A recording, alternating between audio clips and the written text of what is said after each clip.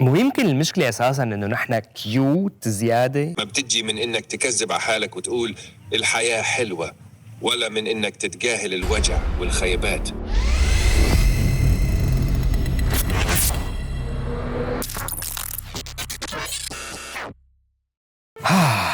معلش تقول لي إذا أنت هيك ثاقبت معك الحياة وجيت على هالدنيا وطلعت سوري، شلون فيك إنك أنت تعيش بإيجابية؟ شو بيعمل الواحد مع كمية هالمشاعر هي من الإحباط وخيبة الأمل والحزن والغضب في آن واحد كلياتهم مجتمعين؟ شلون بقدر أتعامل مع هالعصفورية هي اللي اسمها الحياة؟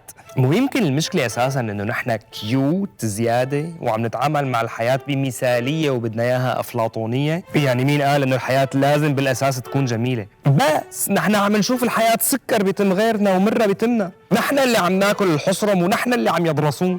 أهل بيقولوا الحياة حلوة بس تفهمها، تعال فهمها. شر يفوت على هالحياة بشخصية واحد سوري وعيش بسوريا مع ناس سوريين وشوف الناس شلون تراومات عم تمشي على الأرض واللي ساعتها إنه حلوة.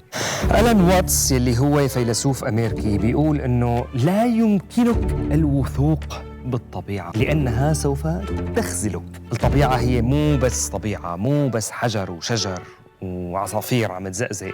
الطبيعة هي بشر، الطبيعة البشرية هي طبيعة. الكائن البشري اللي يقبشني بكل أحواله الخيرة والشريرة هو طبيعة، جزء من الطبيعة. لا يمكن يكون تصرفه قد ما شذ عن الطبيعي إلا يكون طبيعي. في ناس أساساً بتقول إنه الإنسان مجبول على الشر، بغض النظر بتحول لحدا متشائم وحدا سوداوي شايف الحياة كلياتها من منظور تشاؤمي وإنه الحياة سوداء من حولنا وحوالينا. يعني الأهوال اللي شفناها بآخر كم سنة زمان بس كفيلة بإنه تورجيك شو هالعالم الزبطي اللي عايشين فيه. إما صفي حرب على مجاعة على خيانة، لك المفاهيم كلياتها عم تقلب قلب رأسا على كعب. الحق يلي المفروض انه يكون مبين، مو مبين. اذا بين ولا ما مبين، اللي عليه حق صار معه حق واللي معه حق صار عليه الحق. ما بعرف نحن ما لنا فهمانين الحياة ولا الحياة عم تحكي معنا ألماني مشان هيك ما عم نفهم عليها.